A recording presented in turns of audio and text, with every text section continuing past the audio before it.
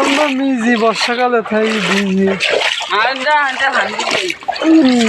ইঞ্জিনে সব খাওয়া হয়ে গেছে। আসসালামু আলাইকুম দর্শক বন্ধুরা, এই 2024 সালে আমাদের এখনো অবস্থা খুবই খারাপ। পানি মাত্র আস্তে আস্তে নামতেছে। আমরা আজকে 1 সপ্তাহ পরে খামারে আসলাম, দুরবস্থা।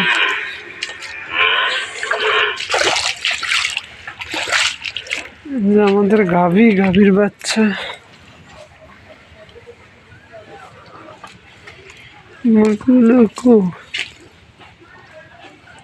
এই যেমন মুরগিগুলো কি অবস্থা। আল্লাহ পাক তারপরে শুকরিয়া।